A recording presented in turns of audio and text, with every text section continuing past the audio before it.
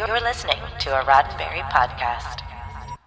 This edition of Gene-ology revolves around an episode of a 1958 Western whose plotline involved a woman who was abused by her partner. We try to deal with this issue very frankly, even if the episode of 50s TV in question couldn't. But if you're particularly sensitive to this subject matter, we will not hold it against you if you decide to skip this edition of the podcast and catch us on the next one. Don't touch that dial. We'll be right back. We'll have more news this evening, but first, the latest Gene-ology, a Roddenberry podcast.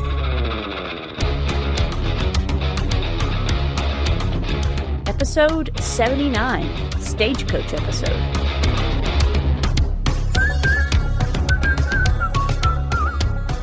Welcome to Mission Log Gene-ology. I'm Ashley Thomas.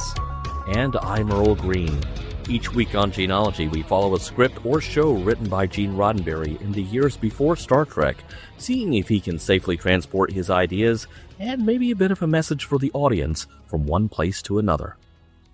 This week, it's One Last Ride with Jefferson Drum, Old West newspaperman, in an episode about a fateful ride on a stagecoach. Wow. Why don't we just call it Stagecoach episode? That's exactly what he called it. Stop. Now, before we get to trivia on this week's episode, let me take a brief moment to encourage you to join our Patreon, or follow us on YouTube, or leave a review wherever you're listening to us, or, you know what, pony up your likes and follows, and etc. You can do all three. Patreon is your gateway to all things Mission Log, including exclusive access to the unedited version of our show and our private Discord where you can interact with us, your hosts, during scheduled live chats, along with occasional screenings and freeform conversations about Gene's work and TV history in general. You can access all this for just $1 a month. That's not a whole lot of pony money. So head over to patreon.com/missionlog to see what tier works for you and join the conversation. By the way, reviews help our shows way more than you could possibly imagine. Even if you can't come up with the words for a written review, a 5-star rating really does go a long way to tell the algorithm that you like us, you love us, you want some more of us, and that other folks might like us too. We're counting on our loyal genealogists to help us spread the word. And now, this week's trivia. With Stagecoach episode pulling into the station, we are on our last ride with Jefferson Drum, which may have been yet another Western, but one with a unique twist built into its premise. As has been the case with all of the previous Jefferson Drum episodes we've covered, these shows are no longer accessible to the public at best, or they are lost media at worst. So we are working from Gene's final draft script dated July 10th, 1958. The episode aired on October 10th, 1958, the third episode of Jefferson Drum's second season. Of the three key guest stars, in hindsight, the big name most classic TV viewers might remember is the big guy, Craig, played by none other than Dan Blocker, a year before he landed the role of Hoss Cartwright on Bonanza. Dan had been doing local theater as a young man, but then service in the Korean War interrupted his career trajectory. After his discharge, he turned to teaching and only resumed acting when he needed to make more money to support his growing family. His Jefferson Drum episode happened only 3 years into his acting career. A year later, he landed Bonanza and stayed with it until 1972. 13 seasons and over 400 episodes in total. As one of the series' regulars, Dan made good money off the deal, and he founded and owned both the Ponderosa Steakhouse and Bonanza restaurant chains, which in turn certainly helped his bottom line. Not bad for a career that he turned to out of desperation. Dan Blocker died in 1972, mere weeks after his final appearance in Bonanza, which returned for only one more season in which it was acknowledged that the character of Hoss had died. In an interview years after the heyday of Bonanza, Dan's co-star, Michael Landon, said that any time an acting role required him to cry, he would just remember what it was like to lose Dan Blocker. Hilda is played by Helen Westcott, who had been acting since the age of 6. Her early career included a bit part as a fairy in the legendary 1935 production of A Midsummer Night's Dream, the same one that featured a very young Mickey Rooney as Puck. Helen's career happened exclusively on the big screen up through the mid-1950s, when she began appearing more frequently on television with roles in The Web, Lux Video Theater, and Perry Mason, preceding her guest starring turn on Jefferson Drum. For the remainder of her career, which started to taper off in the 70s, Helen effortlessly moved from big screen to small screen to the stage. We lost her in 1998. Lane Bradford, appearing here as Hank, also had a career that was prominently on movie screens, and it wasn't until the end of the 50s that he became seen more often on TV. Perhaps his most famous role to this day is as one of the zombies of the stratosphere, in which one of his co-stars was a very young Leonard Nimoy. After his Jefferson Drum guest shot, Lane went on to appear in Have Gun Will Travel, Hotel de Paris, The Life and Legend of Wyatt Earp, Wagon Train, The Fugitive, the often overlooked Rod Serling western The Loner, Lost in Space, Batman, and many more. Lane Bradford died of a brain hemorrhage in 1973, just a few months after his final TV appearance in an episode of Cannon. And finally, it's time to round out the career profiles of Jefferson Drum's 4 regular cast members with a look back at the career of someone who did not appear in this episode at all, Robert J. Stevenson, who played the bartender Big Ed Wax. With early film credits in the likes of The Thing from Another World and Abbott and Costello Go to Mars, Stevenson began dividing his time between film and television early in his career, sometimes working under the stage name Robert Forrest. Early TV roles included Highway Patrol, I Loved Lucy, I Led 3 Lives, and Men of Annapolis, which, if you remember, was the Navy's answer to the West Point series, both shows produced by Ziv Television. When it came to Man with a Choice, the episode of the anthology series The Web, which served as the pilot for Jefferson Drum, Stevenson was the only actor other than Jeff Richards to carry over to the series. After 2 seasons as a regular on Jefferson Drum, his TV guest roles included One Step Beyond, The Untouchables, The Twilight Zone, and no fewer than 9 different guest appearances in Have Gun Will Travel. In the late 1960s, he gave up acting and took up public service, running for and winning a seat on the Los Angeles City Council. Robert J. Stevenson served in that office until his death in 1975. His wife, Peggy, took over his seat and served for a further 10 years.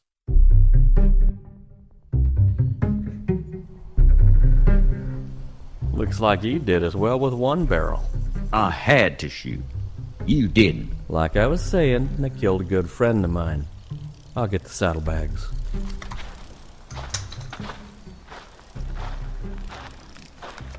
All there. $30,000. We could go a long way on that, huh? Yeah, if it was ours.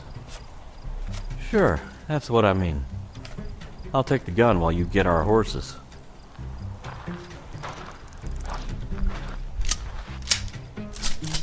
Now that was kinda foolish of you. Maybe not. I wanted to find out something.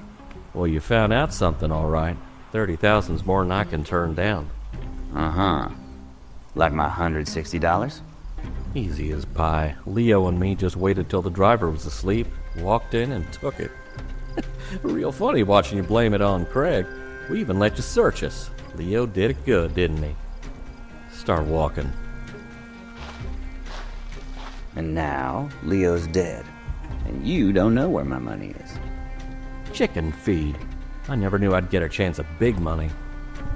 You want to see this coming? It's all right with me. I wouldn't pull that trigger. My roll's in Leo's shotgun there. Jammed in the barrel. That trick won't work on me, mister. You'd like to jump me while I was breaking it open. It's no trick. I'll blow your head off. I got 30,000 here. 30,000. Don't do it. Jefferson Drum, newspaperman with a passion for truth-telling and honest journalism, sets up shop in a small western town. Jefferson is a widower with a young son, and his commitment to the truth and justice brings him his fair share of adventures in the Wild West. Prologue. Sacramento, California, 1874. Jefferson Drum probably wishes he was soaking up the California sun, but no, he's here picking up new printing equipment to take back to his newspaper office. He's also missed seeing his father-in-law, but via an attorney, his father-in-law does send his regards and a big roll of cash with instructions. This here is pony money. Get Joey the best pony money can buy out there. Jeff counts out the cash. Holy cow, that's $160. What us modern folks would call over $3,000 adjusted for inflation, and decides to roll it up in a handkerchief for safekeeping. Act 1. Jefferson's ride arrives, and it's time to get this Stagecoach episode on the road. But there are 2 armed guards riding shotgun, which is concerning. This stage is also carrying payment to various mining camps along the way, so there's money on board and an increased likelihood that it'll be a tempting target for highway robbery. Jeff's fellow passenger riding along is a sassy saloon girl named Hilda, who's heading to Tucson for a job. But just as they start moving, they stop again. Another passenger is boarding, a hulking man named Craig. Hilda could swear up and down she had gotten away from him. She tries to warn the driver that Craig is trouble. But she tells Jeff that Craig is her boyfriend. Sorta. As Craig climbs into the coach, Hilda reminds him of the time he borrowed money from a guy he then beat up when the man came to collect. Craig tells Hilda he did it all for her. Craig then tells Jeff that maybe he better ride up top. Jeff defers to Hilda. If she has private business to discuss with this man, Jeff is willing to make the ride on the outside, but Hilda wants him to stay. The price tag for staying in the coach rather than riding on it is that Craig, the big be-muscled guy that he is, immediately subjects Jeff to a humiliating show of strength. He begins twisting Jeff's arm and says he won't let go until he's asked to let go. But Jeff isn't about to cry uncle. Craig finally lets him go after figuring out that Jeff isn't going to give him the satisfaction. But Craig still spends the whole ride bragging about his strength and how much money it's brought him. But he, and therefore Hilda, have been living on the road as a circus strongman act, and Hilda wants to set down roots and live a normal life instead. When it looks like Craig's response to Hilda is going to be violent, Jeff tries to intervene, only to have Craig start beating him up. The stagecoach comes to a sudden halt, and the driver orders everyone out. Leo and Hank, the 2 stagecoach guards, say that if they hear the passengers fighting anymore, the next thing that they'll see is a bunch of passengers walking. Also, since things are already going so well in the passenger compartment, all weapons will need to be confiscated. Jefferson hands over his gun, and Craig is relieved of a derringer. Leo spots something in Jeff's pocket, and far from being happy to see anyone, Jeff can only watch as Leo spills the roll Jeff made to conceal the $130. Jeff gathers up the money and bundles it up in his pocket again. Craig seems very interested in Jeff now that he knows Jeff's carrying cash. Now, if everyone could get back in and behave themselves, we can be underway. That night, the coach pulls into a way station for the night, and everyone will have a cot for them in the barn.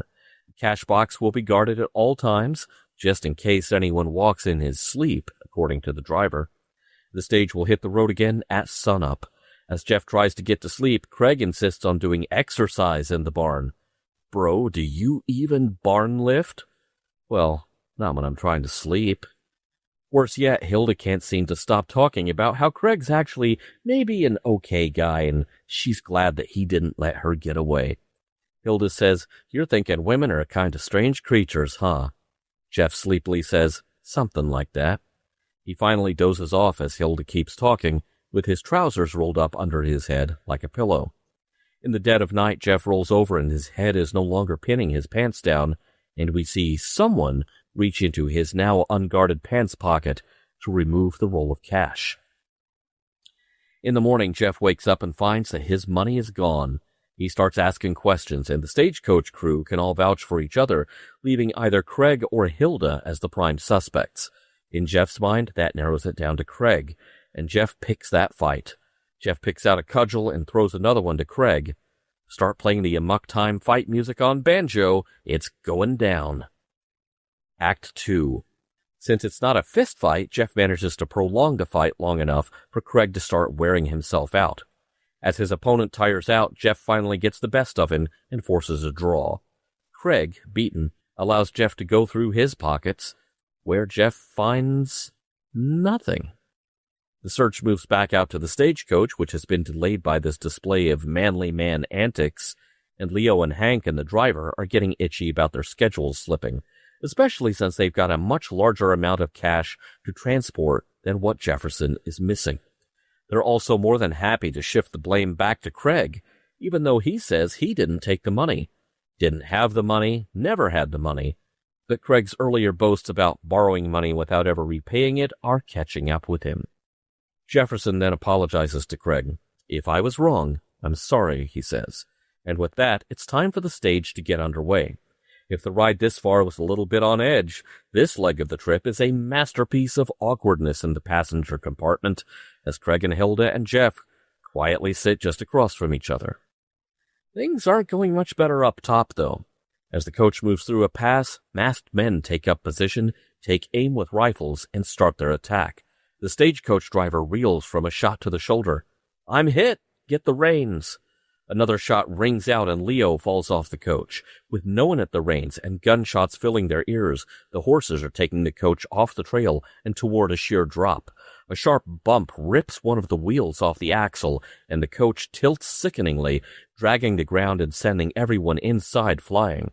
Hilda is knocked out. Craig and Jeff both try to shield her from further harm until the coach comes to a stop, which means it's now a sitting duck for the bandits. When the robbers come for the passengers, Craig takes them on, somewhat predictably, and keeps at it even after taking a bullet to the shoulder. But eventually they beat him down and make off with the cash the coach was transporting to the mining camps. Jeff finds the shotgun Leo dropped, and there's something kind of odd about it. The coach driver offers to unhitch a couple of the horses so Hank and Jeff can give chase to the robbers. As Hank and Jeff ride, they compare notes. The coach was hit only a couple of miles away from the station, so their horses, while they're a bit stressed out, are fresh.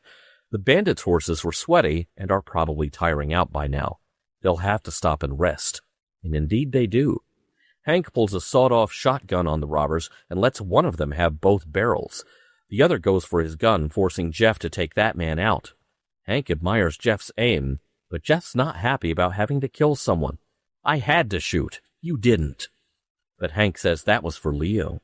He finds the stolen cash and counts it out. $30,000. Go a long way on that, huh? "Yeah, if it was our money," Jeff replies, before handing his gun to Hank so he can use both hands to lead the horses back. It's only when he feels his own gun barrel in the small of his back that Jeff realizes the bandits weren't the only threat. Hank and Leo were planning on making off with the cash all along. The coach driver wasn't in on it, though. Hank says $30,000 was more than he and his accomplice could turn down. Oh, and Jeff's $130? Leo did that. Only Hank doesn't know where Jeff's $130 is now. Only Leo knew where it was. No matter, Hank grabs Leo's shotgun and gets ready to kill Jeff. But Jeff knows where Jeff's money is. Leo stuffed his rolled-up cash into the barrel of the shotgun before he died. Hank shakes his head. "That trick won't work on me, mister." Hank doesn't even care about the $130, not when he's got $30,000 in front of him. Hank takes aim, pulls the trigger, and proceeds to blow his own head off, learning too late that you can't just take off with somebody's pony money. Back at the stagecoach, Jeff and Craig manage to get the wheel back onto the axle, and we're back in business. Hilda worries about Craig continuing to lose blood by doing this, and Jeff apologizes again to Craig for accusing him of stealing his money. Craig will let it slide if Jeff will let him and Hilda have some privacy. Craig has something to ask her, in private. Jeff takes the hint and rides up top with the driver, who is still recovering from a bullet wound, so that makes Jeff the driver. They're back on the road, bringing this stagecoach episode to the end. Earl, I believe you have successfully staged a recap. I tried to get through that one as quickly as I could, although I kind of wanted to return it to sender, but I don't even know what the return address looks like, because the early scripts, I thought, told us that Jubilee was in Colorado. Now it's in Arizona? You know, that's a good question. I mean, there are earlier episodes where Jeff is complaining, this town isn't even really a town. There's not a church. There's not a schoolhouse. The whole thing does sound like it's so temporary that you could just up stakes and move it all somewhere else, but Right. Colorado to Arizona, that's a haul. That's a bit of a hike. Even more of a hike back then, because, you were probably hiking, literally, part of the way there. So, yeah. With the trivia, Earl, I didn't go and look at the IMDb before reading the script. I kind of wish I had, because I would have loved to have imagined Dan Blocker. I'm a little more familiar with his son, Dirk, who plays Hitchcock on Brooklyn Nine-Nine. Yes. Also looks exactly like him. Mm-hmm. A lot of talent in that family. Yeah, for sure. Yeah, so imagining him, reading the script, like, buff dude, like, big burly man. I think the 50s version of what a big burly man was is very different from what we think of now. Yeah. Because now we think in terms of, really the bro do you even lift stereotype. Mm-hmm. Spot me, man. Whereas there was in Gene's first episode of Mr. District Attorney, which Norman and I covered back in podcast number 1, there is a character who is said to be, a big burly man who is obsessed with exercising. We were running off the script when we recorded that podcast. Of course, now we have seen it. And the muscle man in question is, honestly, his physique is not that far removed from mine. And I am not a muscle man. I am someone who has a history of self-medicating with food. I'm just going to be very honest about that. Yeah. And so I really think the vision of that has changed over time. It kind of hurts my brain to think of Dan Blocker playing this, because I grew up watching reruns of Bonanza, and it's like, Haas, right. He's one of the Cartwright boys. He's one of our guys. He's one of the good guys. Here he's a jerk. Yeah. Yes, he is. And so I've got Dan's IMDb pulled up, and I was trying to see if I could find a picture of Dan approximate to the time of this script. Yeah. So, I mean, like, he's still like a big burly dude, but he's not like, a big burly dude who's had a few six packs. Yeah, he is in much better shape than the guy who played Mr. Zarat in Defense Plant Gambling. You may think of him as Hoss. He doesn't always look like Hoss. Not the kind of role that we now associate Dan Blocker with. Right. And yet, I am sure that he had to play this kind of role more than once before he wound up basically playing Hoss for the rest of his life. Mm-hmm, I mean, he found a character he liked. He found a bunch of people he liked working with. That quote from Michael Landon was too much for me to leave out. I had to include that in the trivia, because that seemed to me like a testament of how close the stars of that show were. Right. So it just seems counterintuitive. Dan Blocker, we now associate with Hoss, somewhat gentle giant, although he could get himself in a bit of a roustabout and get himself out of it too. Yeah. You just hate to think of him playing a jerk. Yeah, so that definitely threw me off a little bit. But the way he's described in the script is like, he's doing like muscle ups. So I'm assuming that's like a pull up, or, he's doing some push ups or whatever in the barn. In the barn where they're crashing for the night. And they even say Jeff is annoyed that he's impressed with the guy's physique because he's doing this with his shirt off. Yeah. So, again, not how you would typically imagine Dan Blocker, but there you go. Later in the story, we have one wagon wheel flying off of the stagecoach. No one brought an extra? Did they lose any sets of clothes or food? Are these people any good, in other words, at playing Oregon Trail? Was thinking that. It's a good thing they didn't have to stop and hunt for food, because never mind the bears, the bunnies would have gotten these people. Or the dysentery. Yeah, bunnies and or dysentery. I don't know which one is a worse way to go. Neither one is pretty. We'll get into this a little more in discussion, but when Hilda says, "Oh, Craig's not all bad," he literally hits her. Yeah. And like, you see her making excuses for the way he is in this script. And I'm like, I don't care who you are. That wasn't cool back then. It's not cool now. I was about to say it hits different now, but I'm not even comfortable saying it that way. Yeah, no. I have many, many thoughts about this in discussion. Yeah. Can't wait for that. Those of you who, your eyes just kind of roll back into your head when I go on a rant on this show, fair warning, it may happen more than once today. Another problem I have with this one, boy, we're already getting into the problems. Jefferson Drum isn't acting like Jefferson Drum for the most part. No, he is not. Again, I have a lot more to say about this in discussion. It's one of many complaints. I will say, the one time Jeff is acting like the character we have gotten to know in the prior scripts we've reviewed is when he apologizes to Craig for accusing him of theft. That, and when he says to Hank, "You forced me to have to shoot him. Yeah. I didn't want to shoot him." Like, Jeff's not, at least not that we've seen, he will fight, but only in self-defense or in defense of somebody else. Right. We were talking off mic earlier about, do whatever brings you joy. And you were asking, but what brings you joy is murder? Well, okay, apparently that's Hank. Yeah. Find a different hobby, Hank. Please. Seriously. It'll be the death of you.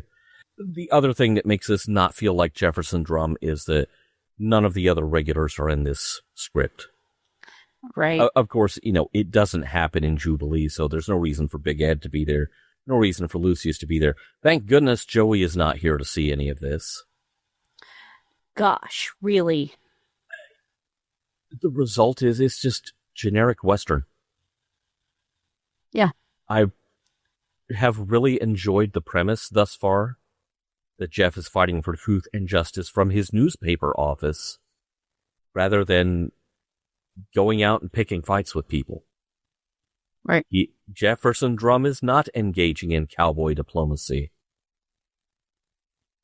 I really like the premise that basically spelled out that Jeff is a city mouse living among the country mice, and he's just fine with that. Mm-hmm. It just seems like any script that does not take advantage of that unique setup is going to be lesser than the shows we've reviewed prior to this one. And this one is definitely lesser than. Want a little note on Hank's motivation? 30 grand adjusted for inflation would be over $1 million today.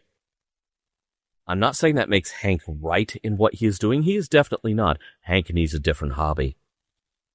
I'm just saying that's a large amount of pony money. You can buy more than one pony with that, I think. Yeah, that kind of money, that's like a pony for every kid in this state. Mm-hmm. Maybe the next couple of states. The whole trip from Colorado to Arizona, just saying. A lot of ponies. Ponies. A lot of ponies left behind from that trip.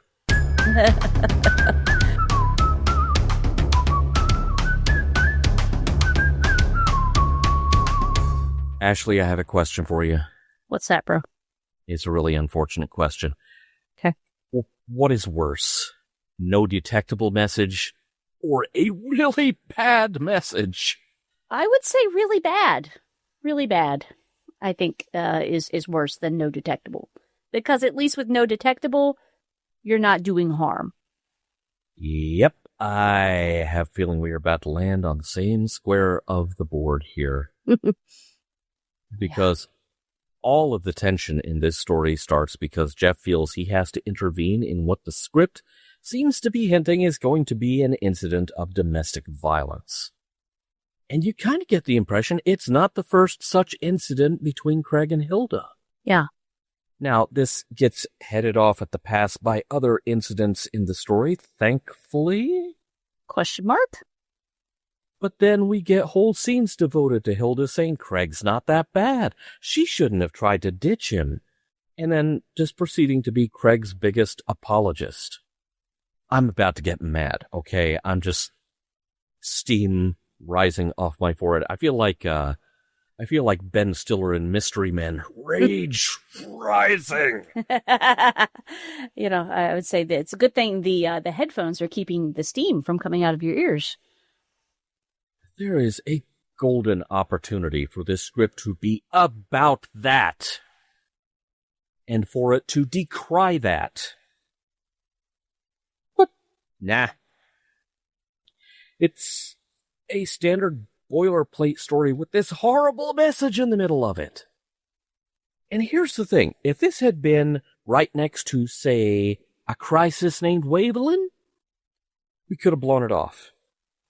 But instead, this is episode 4 after 2.9 really good scripts for Jefferson Drum. And in the course of Gene's 4 scripts for this show, we have gone from contemplating equality for women and protesting authoritarian rule to, it's okay if this guy beats his lady just a little bit. That's a treat. Please help. I'm not sure I'm finding a whole lot of redeemable things either. I already mentioned it. Hilda's like, well, Craig's not all that bad, blah, blah, blah. I was like, girl, he literally smacked you across the face. Like in close quarters where you can't escape. You're lucky that Jeff was there to intervene in some way. He's literally abusive. He's literally smacking you around. Run far away, quick as you can. But the other thing that really bothered me is when Craig goes to get on the stagecoach and she tells them, don't let him on. Yeah. Like, he was only going to make trouble.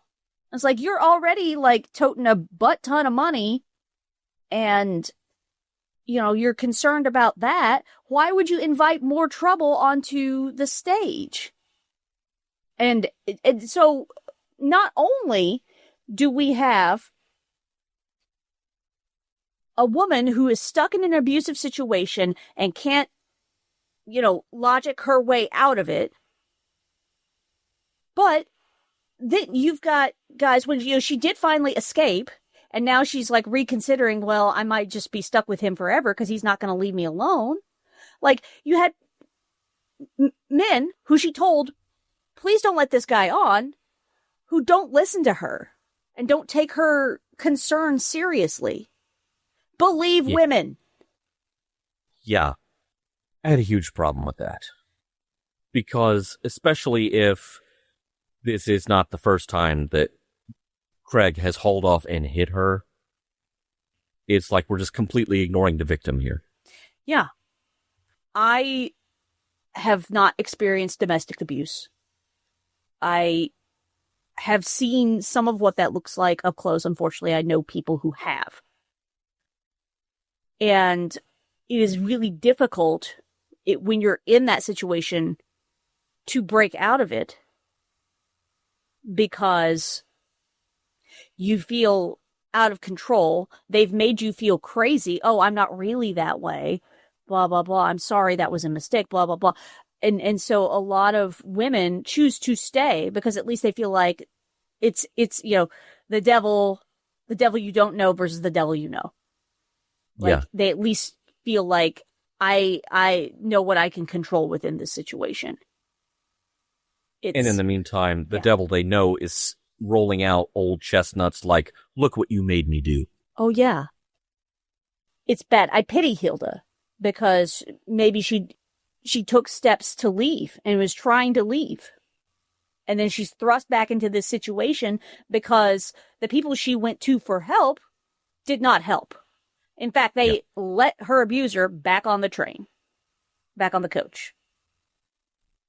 Mad as hell at this. I don't even know what to say to any of that. It's just 2 scripts ago we were marveling that Gene was telling a late 50s Western audience look at how hard this lady gambler has to fight to achieve any kind of equality with her male opponents at the poker table, which of course is metaphorical for the workplace. Yeah.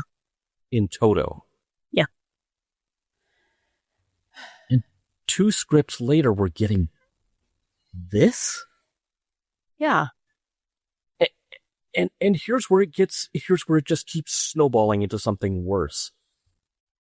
Like I said earlier, we have Jeff not even acting like Jeff. Right. This just feels like a generic Western script, like Mad Libs.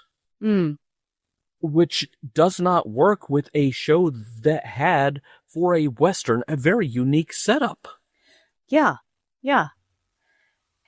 The other thing that really bugged me in this script is where Jeff has this knockdown, drag-out fight with Craig, and he's, like, beating the hell out of him. And Jeff is the kind of guy who asks questions. He's a newspaper man. That's literally his job, to ask questions. Could he not have asked Craig to, hey, turn out your pockets. Oh, you got a bag? Let's empty the bag. You got the money? No, you don't. Well, obviously, somebody else does. And I'm sorry. I shouldn't have accused you.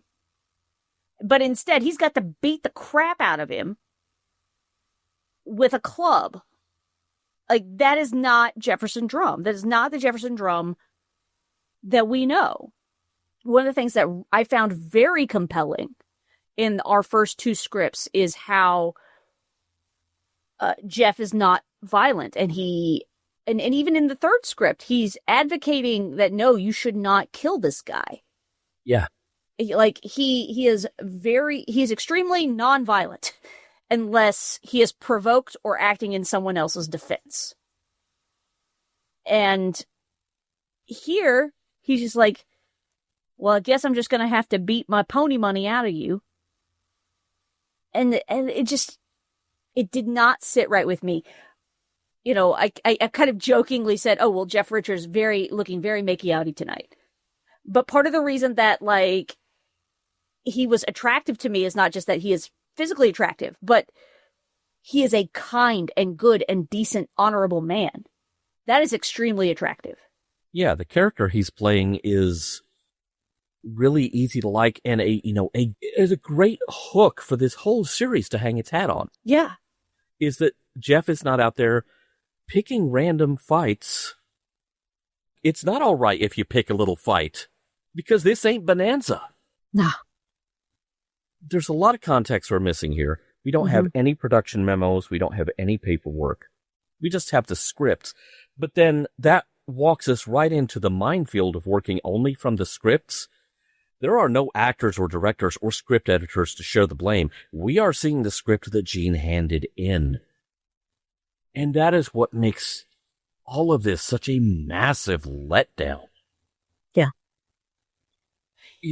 Like so many men of his era, like pretty much everyone ever, including me saying this, Gene was the product of his time, including an upbringing that included a certain level of indoctrination of what it means to be a man that we now look upon as outmoded. I have realized that a lot of the stuff that I grew up with, of what it means to be a man, is hopelessly wrong. And I have tried to course correct. It's just really disappointing to see this crop up here from someone we have learned to expect more from. Yeah.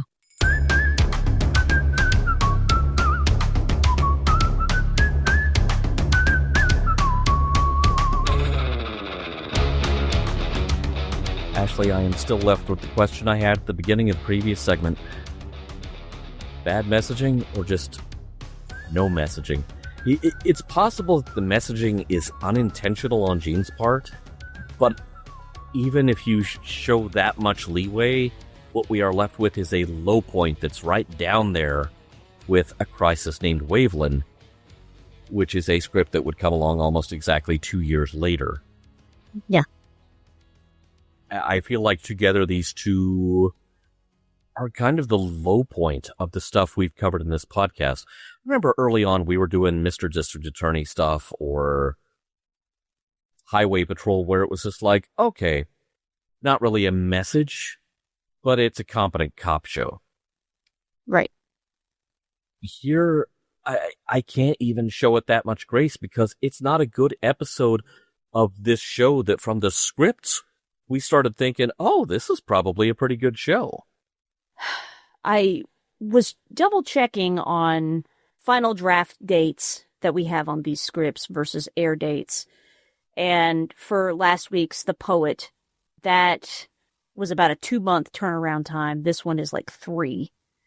And that's maybe only because there's like a season gap where the first episode of season 2 aired on September 26, 1958.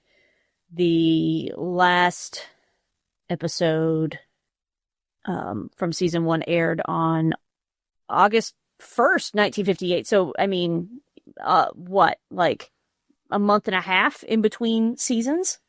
Yeah, it feels like a summer replacement that they were hep enough on that they were like, oh, let's put this back on the fall schedule immediately. Right. Everyone write really fast. Yeah. And maybe therein lies the problem. This, however long it took them to make it, I can't defend it. I can't find a single thing to defend here. Yeah. I was wondering if Gene's under pressure to turn out a script, maybe he's like, well, I ain't got time to deal with this nonsense. We're going to make this the tropiest trope to ever trope Western. Here's a question. Yeah. You think maybe this was an abandoned or rejected have-gun script that in a pinch Gene wound up submitting to Jefferson Drum? Yes. I could easily see this being more of a have-gun script than a Jefferson Drum script. Because, while yes, Paladin does ask good questions, he is more likely to throw a punch before Jeff is. And so, yeah, that would make sense. That was kind of what I was wondering. Is Gene leaning back into some tropes? Was this something that he had already kind of been working on for a different show and it didn't turn out? Well, maybe I can translate this from this pre-existing material I have and turn it into a have-gun, or not a have-gun, but a Jefferson Drum script. I mean, because we have a really good Stagecoach episode in Have Gun Will Travel. Yeah. That's one of the best things that we've covered thus far from Have Gun. Yeah, and this is like, oh no, it's Have Drum Will Travel. Right. And it just doesn't work. And what's interesting is the air date on this, October 10th of 58. Okay, just a few days before that, less than a week before that, on October 4th, Have Gun Will Travel, The Hanging of Roy Carter. Oh my gosh. Which that was an episode that blew us away. Fantastic episode. One of the best, absolutely. 2 weeks after this, October 25th, 1958, Have Gun Will Travel, The Road to Wickenburg. Not up to Roy Carter's level, but respectable. Still pretty solid episode. Yeah. Yeah.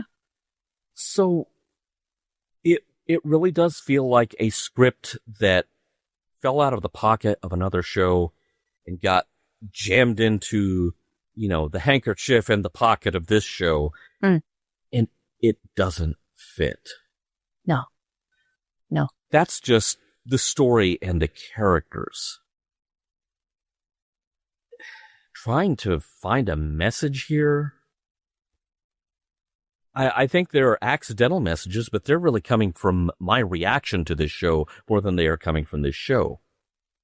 Because whether it's Wavelin or Hilda and Craig, what we are revealing here are the extremely unfortunate societal norms of men in the 1950s and earlier,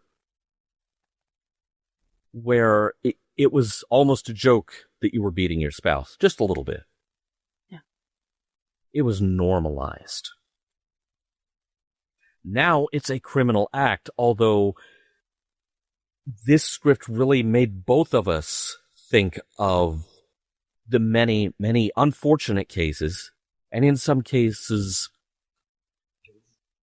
fatal unfortunate cases, where women have a hard time getting anyone to pay attention to their attempts to report it and get out from under it. And now I'm getting mad again. There is no normalizing domestic violence. It's not okay. There is no excuse. None. And it's not comedy fodder either. We've been banging the drum for Jefferson Drum, pretty much from the beginning. This is sending the show out, not with a bang, but a whimper. And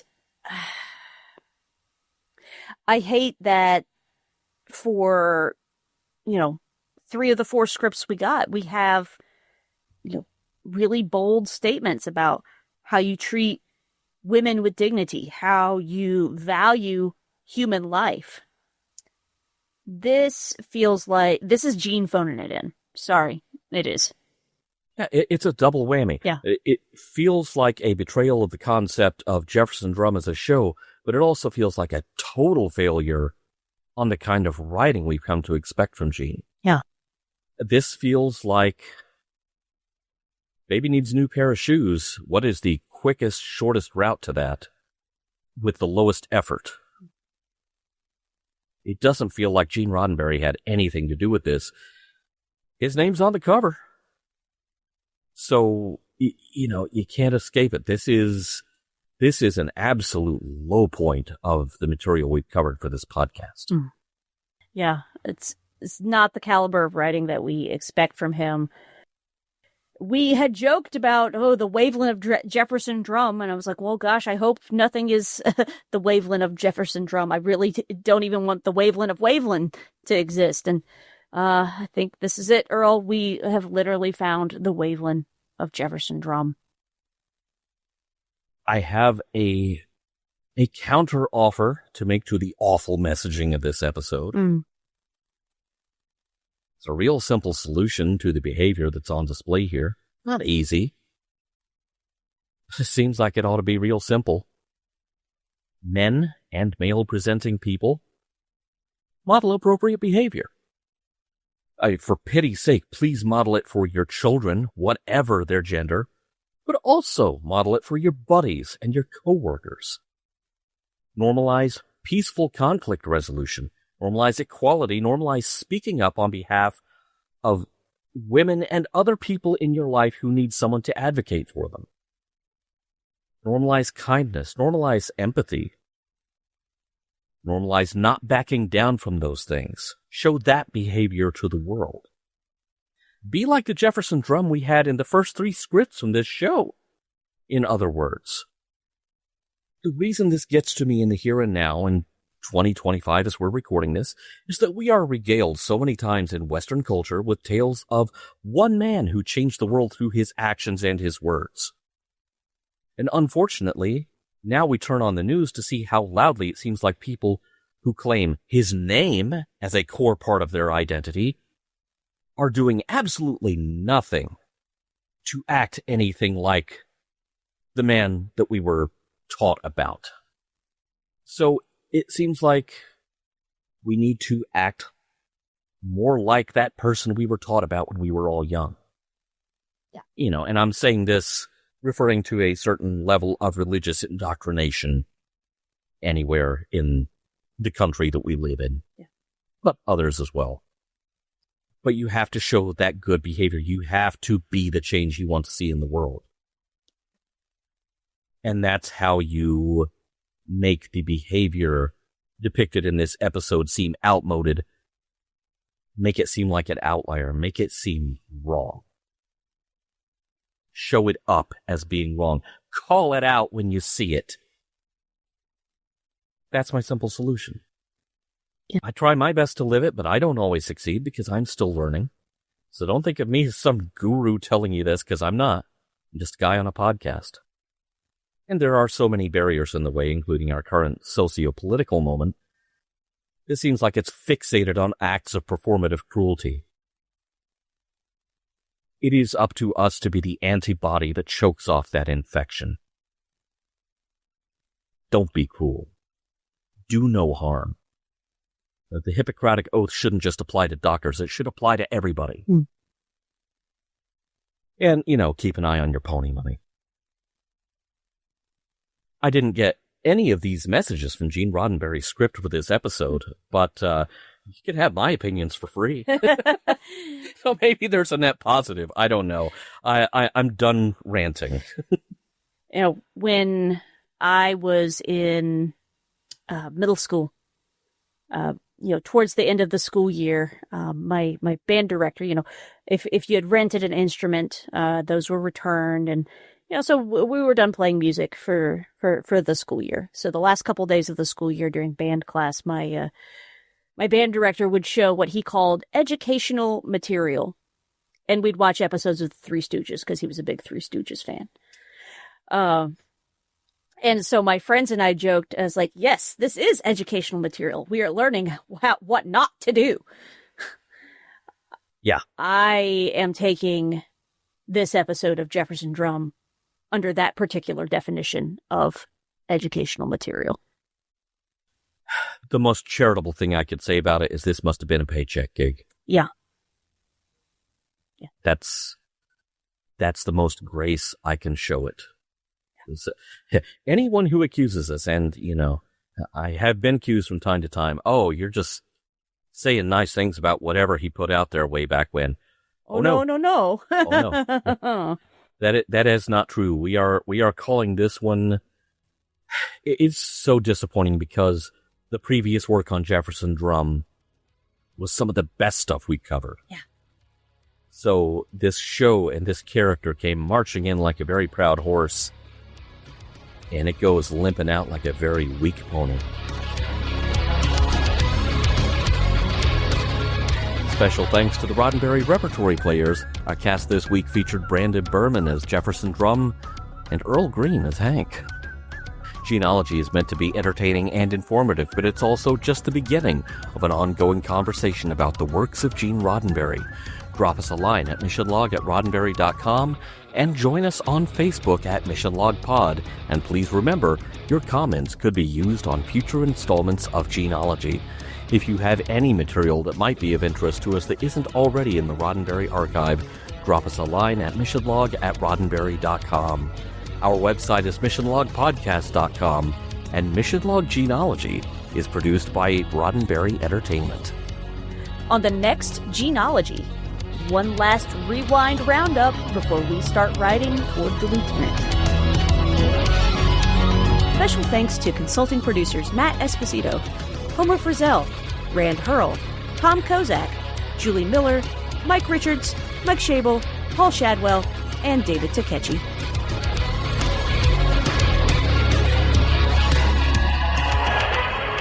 We'll be back next week with more of your favorite programs. This concludes our broadcast day.